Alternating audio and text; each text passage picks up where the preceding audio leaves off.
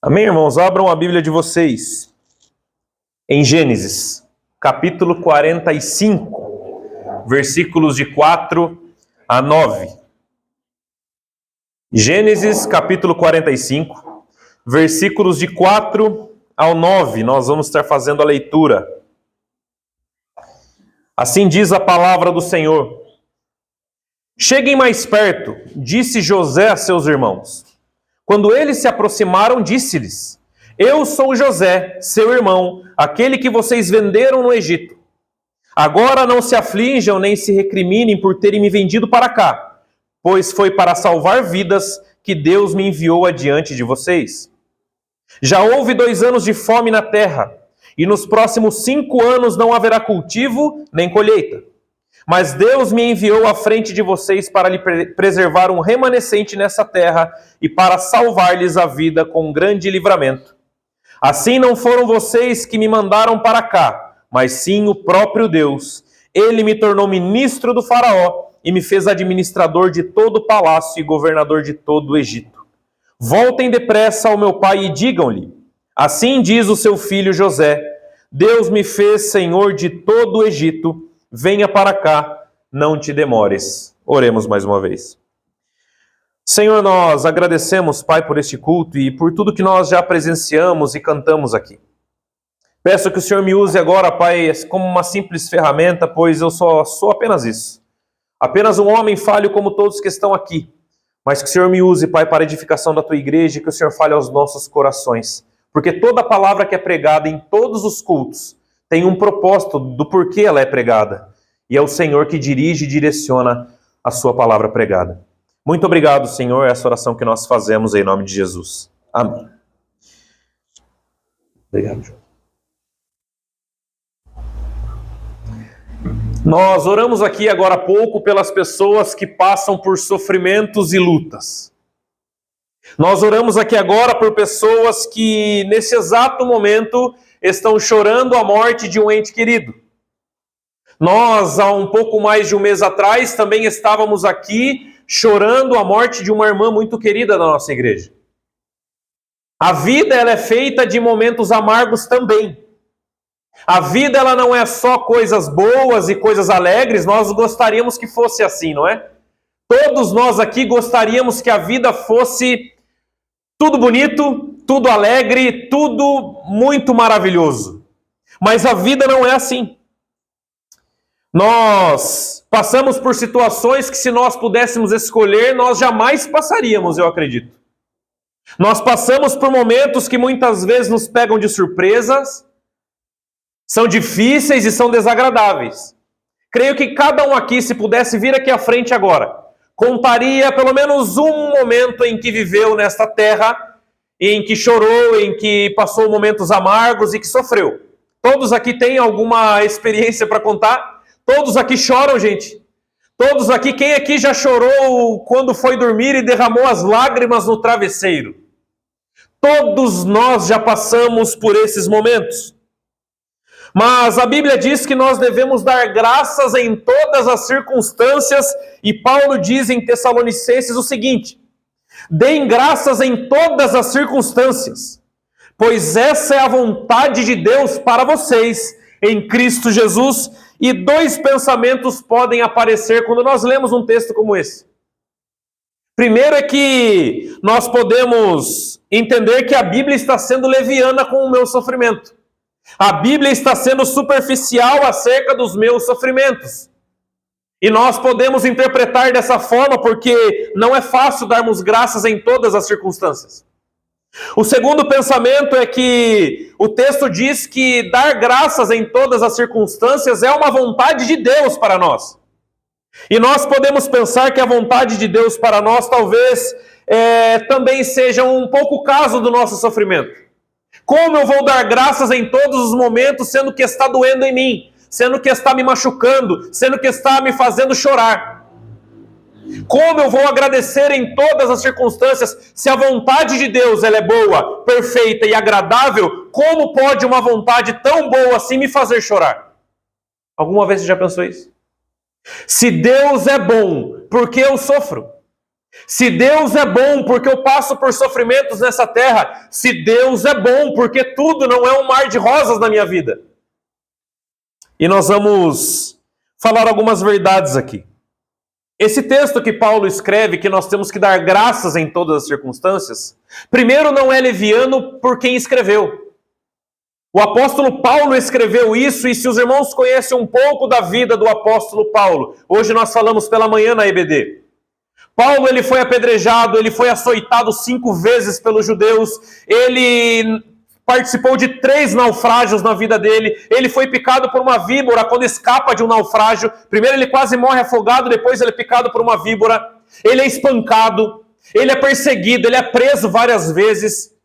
Então, se tem alguém que tem propriedade para falar sobre sofrimentos, esse alguém é o apóstolo Paulo, e ele mesmo disse, deem graças em todas as circunstâncias. Então não é leviano por causa de quem a escreveu. Por causa de quem a escreveu.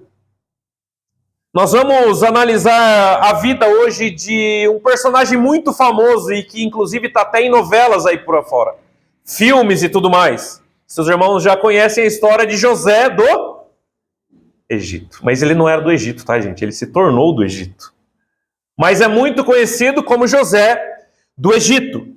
E nós, para entendermos um pouco sobre a vida deste personagem e entender o porquê nós temos que dar graças em todas as coisas, nós precisamos entender um pouco da história da vida de José desde o seu nascimento.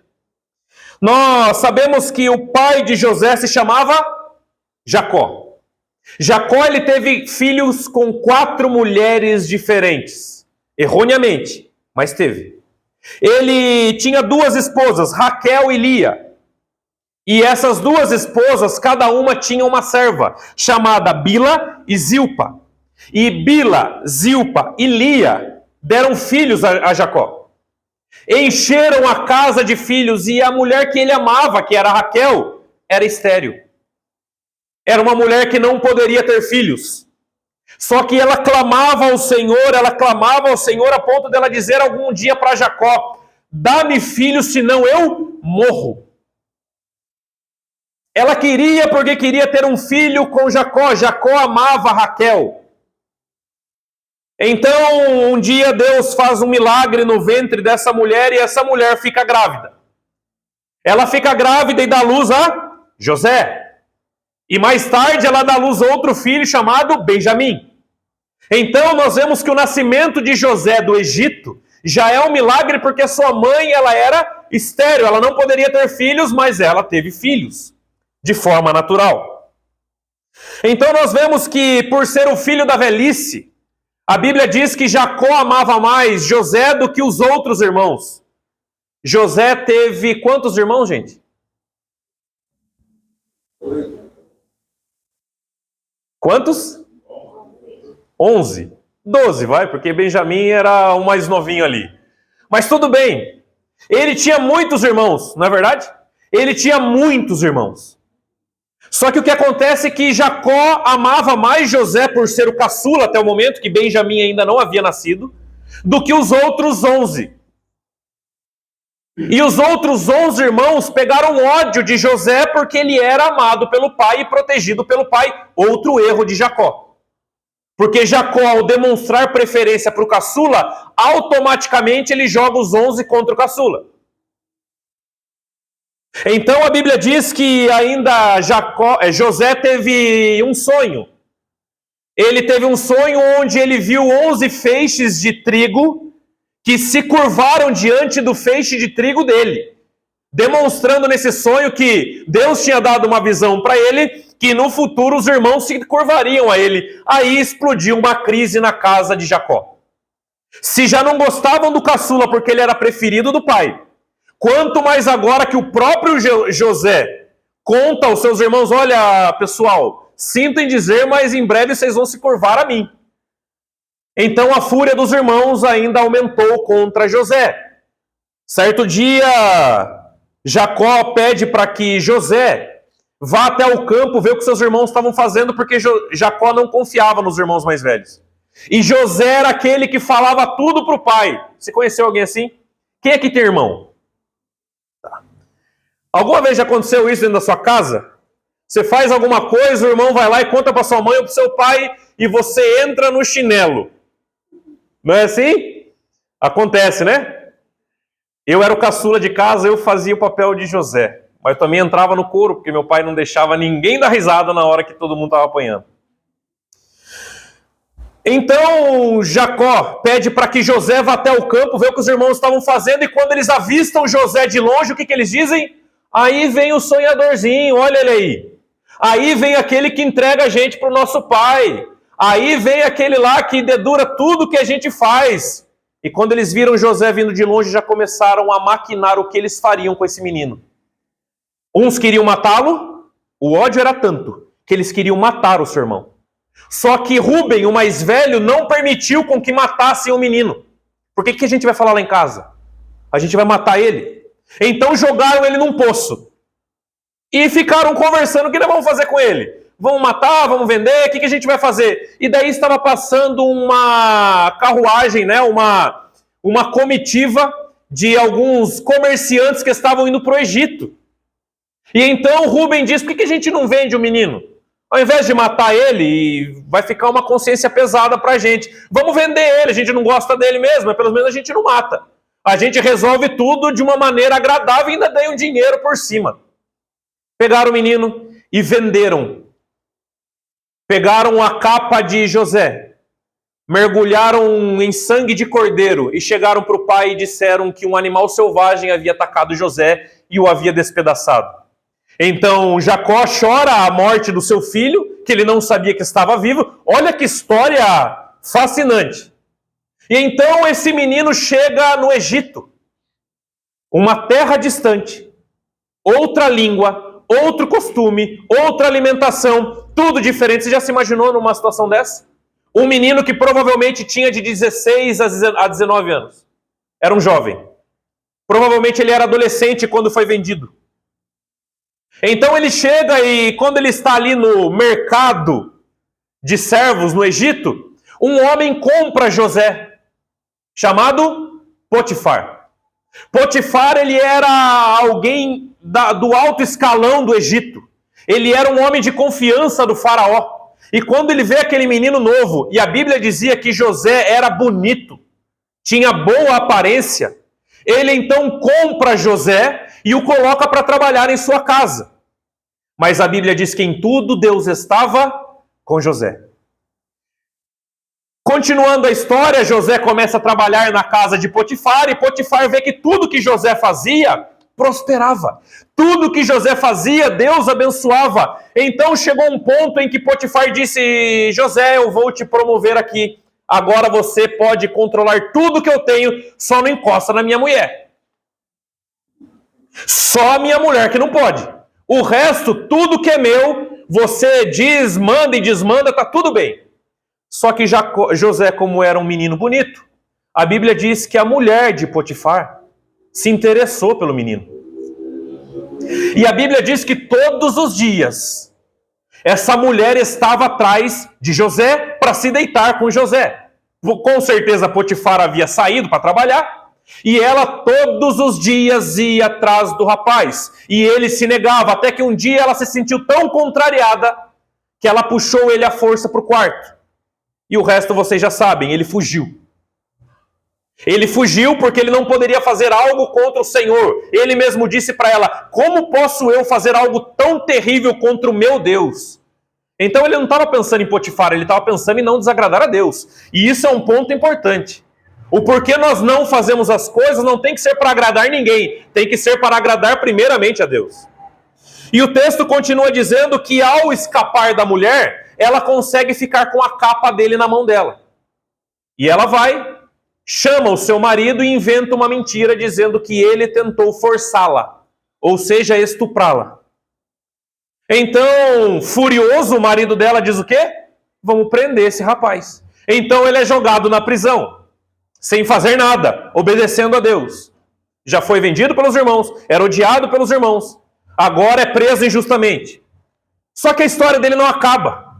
Ele vai para a prisão e ele fica ali na prisão um bom tempo, a ponto dele virar uma espécie de governador ali na prisão. E chegam duas figuras na prisão, que era o padeiro de Faraó e o copeiro de Faraó.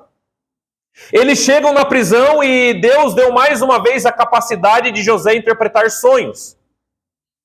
E nos sonhos que José interpreta, ele diz para o padeiro que ele morreria enforcado e que o copeiro seria restituído, porque eles tiveram um problema com Faraó, mas José diz, esses sonhos que vocês tiveram aí, significa que o copeiro vai voltar, vai ser restituído e o padeiro vai morrer. O que acontece? Exatamente o que José diz, e José diz assim para o copeiro, já que você vai voltar lá para o palácio, não esquece de mim, poxa. Estou aqui preso injustamente, não esquece de mim não. Só que acontece é que o copeiro esquece de José, e ele fica mais 2 anos na prisão. Até um dia em que o próprio Faraó tem um sonho.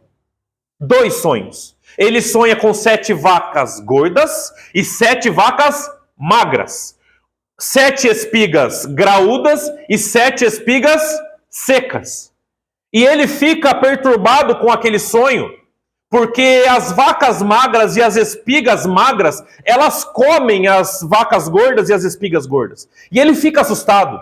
Então o copeiro se lembra, ô Faraó, lá na prisão, há 2 anos atrás, eu tive um sonho também que eu fiquei meio conturbado, mas tem um hebreu lá que o que ele fala acontece. Então o Faraó mandou chamar José. Imagina o José chegando lá e olhando para o copeiro, esqueceu de mim, né? Só 2 anos, né? Então José, ele interpreta o sonho de Faraó e diz que aquelas 7 vacas gordas representavam os próximos anos que teria fartura de comida, mas depois desses 7 anos de fartura, veria seca total sobre a terra. E pessoas morreriam de fome. Foi uma seca terrível. Sabe o que acontece? Faraó coloca José como governador da terra do Egito. Ele fica tão encantado com aquele rapaz. E ele diz, quem pode administrar a terra melhor do que você? Então coloca ele como senhor de todo o Egito. Ele só não era mais poderoso que o próprio Faraó. E então nós chegamos no nosso texto. É uma história longa, mas foi necessário para nós vermos que a vida de José não foi um mar de rosas. Vamos novamente ler o texto. Cheguem mais perto, disse José aos seus irmãos. Quando eles se aproximaram, disse-lhes, eu sou José, o seu irmão, aquele que vocês venderam ao Egito. Agora não se aflijam e nem se recriminem por terem me vendido para cá, pois foi para salvar vidas que Deus me enviou adiante de vocês. Já houve 2 anos de fome na terra, e nos próximos 5 anos não haverá cultivo e nem colheita. Mas Deus me enviou à frente de vocês para lhe preservar um remanescente na terra e para salvar a vida com grande livramento. O que acontece é que quando chega a parte da seca, todo mundo conhecido da época começou a passar fome. O único país que tinha fartura era o Egito. Porque nos 7 primeiros anos, José, como governador da terra, guardou mantimentos suficientes para o tempo de seca. E então todo mundo da época vai até o Egito comprar comida, porque eles estavam morrendo de fome. E quem vai comprar comida com José? Os seus irmãos. Aqueles que o venderam quando ele era adolescente. Aqueles que o queriam matar quando era adolescente. Aqueles que mentiram para o pai dizendo que ele havia morrido. Eles chegam até José. Mas uma coisa que eu gostaria de atentar aqui com vocês e observar é que a vida de José, nós podemos pensar assim, poxa vida, o rapaz procurou fazer tudo certo. O rapaz ele era sincero com o pai quando os irmãos aprontavam. O rapaz foi sincero no seu trabalho quando ele estava na casa de Potifar. Ele foi bom na prisão para os prisioneiros. E sempre ele se deu mal. E daí você pode pensar o seguinte, não vale a pena ser honesto. Não vale a pena, porque se eu sou honesto e acabo me dando mal, então é melhor que eu dê o meu jeitinho nas coisas para que as coisas aconteçam da melhor maneira, porque quem é bonzinho sempre se lasca. Vocês já ouviram essa aí fora? Isso é mentira. Isso é mentira. Nós temos que entender que a vida de José foi um estágio. A nossa vida é um estágio. Tudo que você está vivendo neste momento vai servir para você no amanhã. Lembre que ele estava sendo treinado para governar o Egito. Primeiro ele era escravo, foi comprado. Ele poderia trabalhar em qualquer área ali para Potifar, mas Potifar o coloca para governar a sua casa. Depois ele vai para a prisão, ele governa a prisão, para depois governar o Egito. Tudo o que aconteceu na vida desse rapaz foi um treinamento para o que viria. Alguma vez você já passou por algum problema na sua vida e por uma fase complicada e amanhã ou depois você olha para trás e diz: como foi necessário passar por isso? Como foi necessário passar por isso? Porque se eu não tivesse passado por isso, hoje eu não teria a capacidade ou a maturidade para enfrentar e viver a situação de hoje. A nossa vida é assim. Mas vamos ver o estágio da vida de José. Primeiro que José pagou um preço alto por ter caráter e ser honesto. Ele pagou um preço alto por ter caráter e por ser honesto. Obedecer a Deus não está ligado a vantagens que você possa ter nessa terra. Nós vivemos num país que, infelizmente, tem um clichê que diz que o país, ou o Brasil, é a terra do jeitinho brasileiro. Com certeza vocês já ouviram isso. O que é o jeitinho brasileiro? O jeitinho brasileiro é aquela coisa que você faz, você não faz o correto, mas você dá aquele jeitinho para que fique bom para todo mundo, mesmo que não seja a forma correta de se fazer. Nós vivemos num país dos jeitinhos brasileiros. Que eu não aceito isso como brasileiro, porque caráter brasileiro, seja americano ou seja de qualquer outra nacionalidade, pessoas têm caráter ou não têm, independente da nacionalidade. Mas aqui nós vemos que José, ele pagou um preço alto por ser honesto, por ter caráter. Repare uma coisa, talvez na sua vida você possa passar por uma situação que ou você escolhe ser honesto e perder, ou se corromper e ganhar. Alguma vez você já se deparou com uma situação assim? Ou eu sou honesto e sirvo a Deus como deve ser e perco, ou eu dou o meu jeitinho, aquele jeitinho que todos nós sabemos, para ganhar. Ele poderia muito bem se deitar com a mulher de Potifar e ninguém iria saber. Ele poderia muito bem fazer o que ele quisesse na casa e ele não seria preso, porque se ele se deitasse com ela, ela ia acusá-lo do quê? Sendo que ele estava matando a vontade sexual dela. Provavelmente ele teria vida longa na casa de Potifar. Provavelmente ele era bem remunerado, provavelmente ele era bem tratado, ele era o governador da casa de Potifar. Só que mesmo correndo o risco de ser difamado como ele foi, e provavelmente ele sabia que ele seria difamado, ele disse o seguinte: como farei tal coisa contra o meu Deus? Você crê em Deus? Você crê em Deus? A Bíblia diz que, ótimo, até os demônios creem e tremem. A diferença é a sua vivência lá fora. Crer em Jesus, até os demônios creem e ainda tremem. A diferença é no nosso comportamento lá fora. A Bíblia diz que nós somos sal da terra e luz do mundo. O sal, ele só pode dar gosto se ele está fora do saleiro. Aqui dentro é o saleiro, mas nós só vamos dar o gosto ou ser a diferença lá fora. Nos nossos negócios, na nossa vida, no nosso trato e respeito com as pessoas. É aí que nós mostramos se nós somos crentes ou não. Vir na igreja é ótimo e nós precisamos estar aqui para louvar a Deus e estar em comunhão. Mas estar apenas na igreja não significa que nós somos igreja. Ser igreja é diferente de estar na igreja. Portanto, mesmo que você tenha que pagar um preço para ser honesto e temente a Deus, pague. Porque esse Deus que pede obediência para você, mesmo que você vá para o cárcere, ele nunca vai te abandonar, como ele não abandonou José. Esse mesmo Deus que te pede obediência, esse mesmo Deus que te pede retidão, caráter, é o mesmo Deus que nunca vai abandonar você. Só que a grande questão é que a gente duvida disso. E dando o nosso jeito, a gente acha que a gente vai se sair melhor. O segundo ponto do estágio da vida de José é que José ele se torna administrador de Potifar e na prisão. É o que eu acabei de falar. Ele foi treinado, ele foi capacitado, ele foi maturado para governar o Egito. Ele foi maturado para governar o Egito. Os problemas que nós passamos, nós não conseguimos entender no momento, porque dói. Quem aqui já passou por algo tão terrível que você não consegue ver sentido naquilo? Todos nós.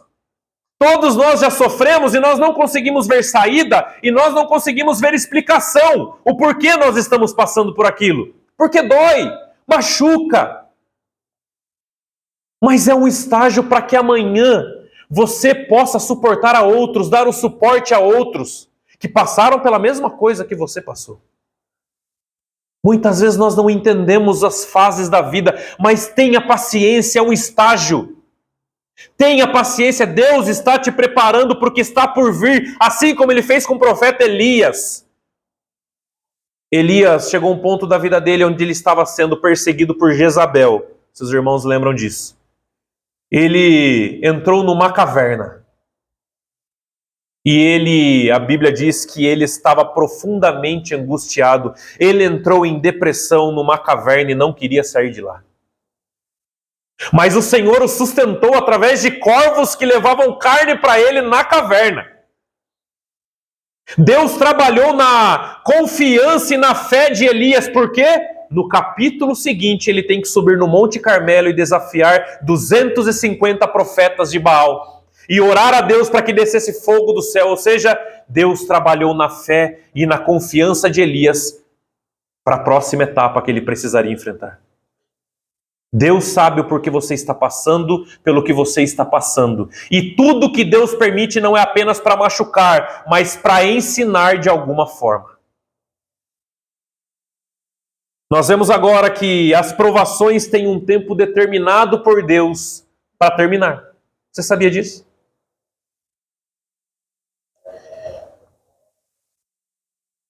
As provações que nós passamos, ela tem um tempo determinado por Deus para terminar. Nós vemos uma teologia errada em muitas igrejas aí fora que falam sobre o determinismo. O que é o determinismo? Eu não aceito isso. Eu determino isso, vitória, isso e mais aquilo e não aceito sofrimento. Isso é mentira. Isso não é palavra de Deus, isso é coisa da cabeça das pessoas. Porque nós vemos diversas histórias na Bíblia, onde as pessoas passavam pelos problemas e ainda davam graças a Deus em todas as circunstâncias, como Paulo disse. E nós vemos que todas as provações, elas têm um tempo para acabar, e esse tempo quem determina não somos nós. Esse tempo quem determina é Deus. Irmãos, pensa comigo.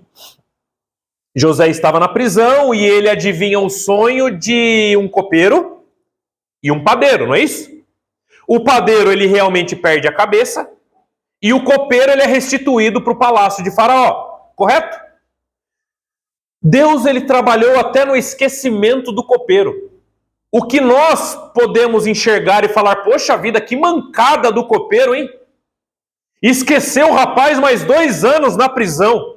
Deus trabalhou até no esquecimento desse rapaz. Sabe por quê? Se José saísse da prisão, quando o copeiro voltou para o cargo dele, qual cargo estava disponível ali no palácio de Faraó? O do padeiro. Quem que havia morrido na prisão? O padeiro. Se o copeiro tivesse lembrado e pedido para Faraó tirar José da prisão, talvez ele pudesse ir para onde? Para a cozinha.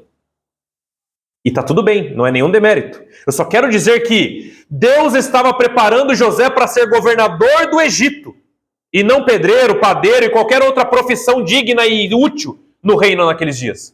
Mas Deus estava preparando ele para ser governador do Egito. Só que talvez se o copeiro lembrasse dele naquele momento, ele teria ido para a cozinha. E mais 2 anos ele fica na prisão até que Deus traz à memória do copeiro, o hebreu, que adivinhou o seu sonho na prisão. Deus tem um tempo certo para as coisas acontecerem e creia que o momento dele é melhor do que o nosso.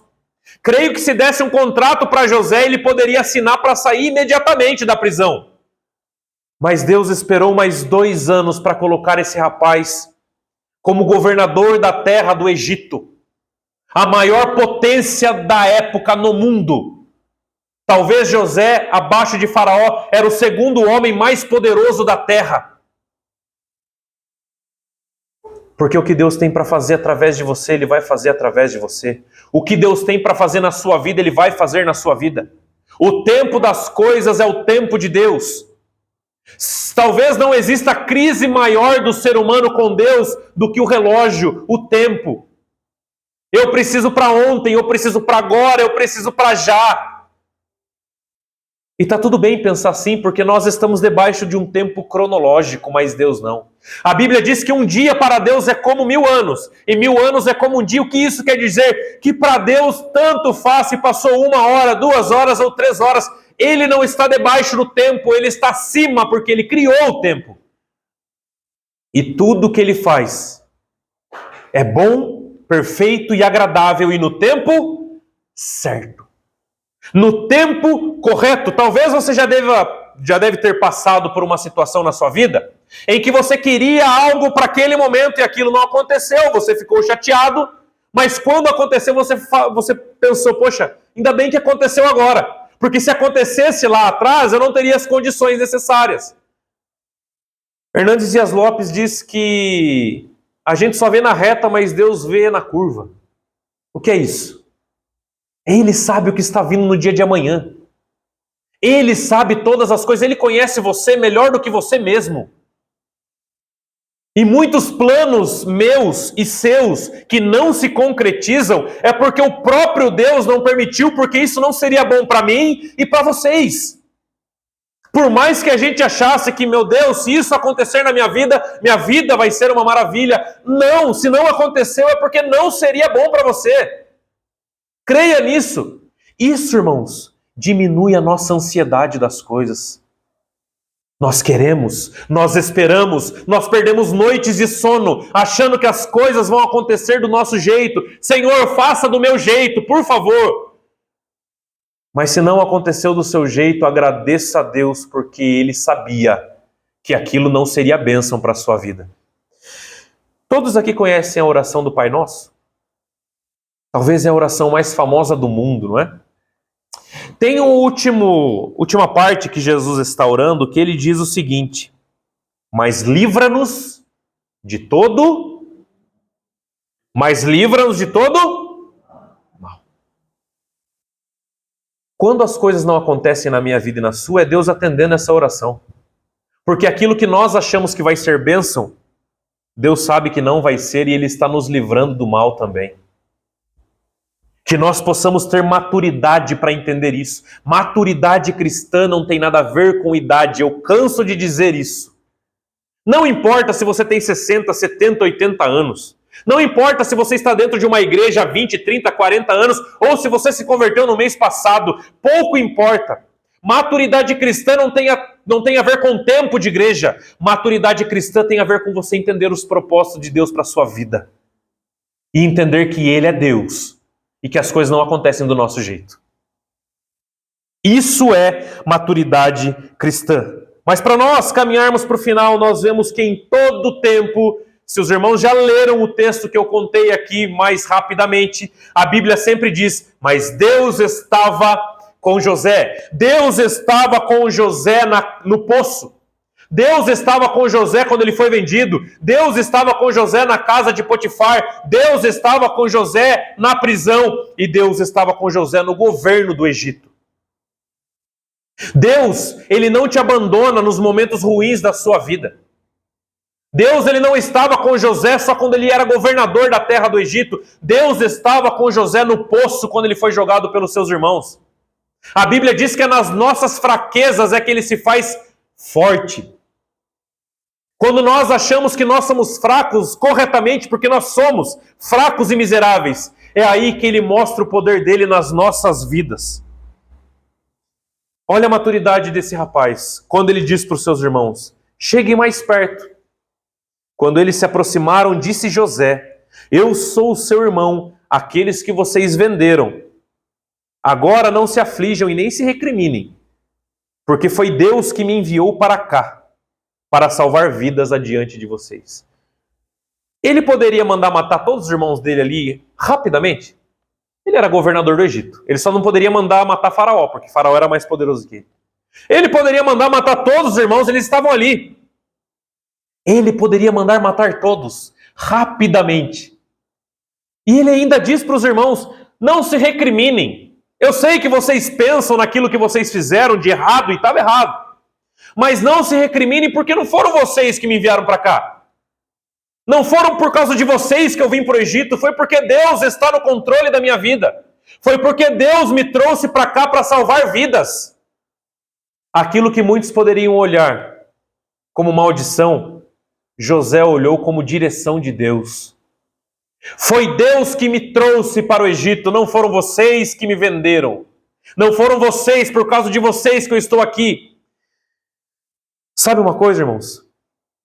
Pare de se fazer de vítima. Pare de se fazer de vítima. Como se eu e você, nós fôssemos vítimas do universo. Como se eu e você fôssemos vítimas do mundo. Pare de se escorar em muletas. Tudo o que aconteceu na sua vida e na minha até hoje foi porque Deus permitiu e Ele cuidou. Não venhamos a nos fazer de coitadinhos de tudo. Você já conheceu alguém assim? Você já conheceu alguém que se faz de coitado a todo momento, a todo momento? José, ele poderia dar um sermão nos seus irmãos, se fazer de vítima. E ele foi nessa história. Mas ele disse, não se recriminem. Levanta a cabeça aí vocês, são tudo homem feito já. Foi Deus que me mandou para cá. Foi Deus que governa a nossa vida, é Deus que governa a sua vida. Se você passa pelos sofrimentos, não é por causa da sua mãe, do seu pai, do seu vizinho, do seu tio, do seu marido, da sua esposa, do seu filho. Se você passa o que você está passando, é porque o próprio Deus permitiu por algum motivo. Mas Ele tem cuidado de você, Ele tem cuidado de mim, Ele não sai do nosso lado, mesmo no poço ou na prisão.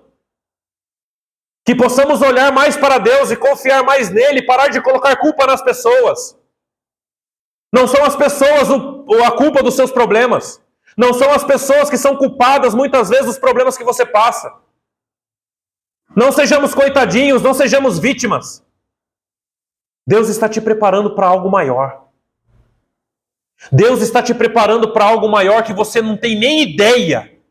Mas Ele está te capacitando para algo que virá amanhã. Portanto, pergunte para Deus o porquê o Senhor está permitindo isso. Trabalha em mim. Me transforma. Somos como vaso nas mãos do oleiro. Não é isso que a Bíblia diz? O oleiro é aquele que faz o vaso de barro. E a Bíblia diz que quando o vaso não está legal, ele desfaz e faz de novo. Então que nós possamos olhar mais para Deus e menos para os nossos vitimismos.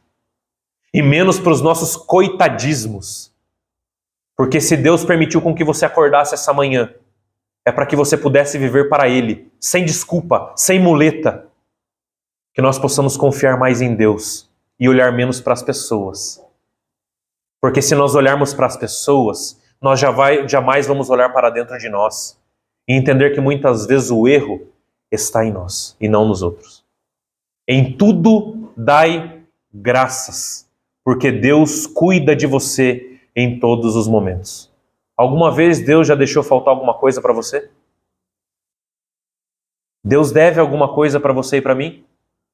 Pois bem, e nunca vai deixar, desde que nós estejamos em obediência, em retidão e em caráter. Porque se nós nos desviamos do caminho, depois não adianta reclamar, porque as consequências dos nossos pecados vêm. E as consequências dos nossos pecados é o próprio Deus que permite. Mas se nós estamos em retidão, sendo honestos, procurando fazer como José, fique tranquilo, irmãos, que mesmo que você vá parar no fundo do poço, mais escuro da sua vida, pode ter certeza que Ele vai estar lá com você.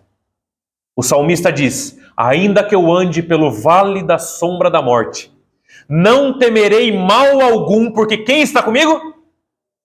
É o meu pai, é minha mãe, é meu irmão, é meu namorado, minha esposa? É porque o Senhor está comigo. Então mesmo que eu passe pelo vale da sombra da morte, eu não temerei mal algum, porque eu confio no Senhor, eu não confio em homens, eu não confio em pessoas. Amém? Vamos orar?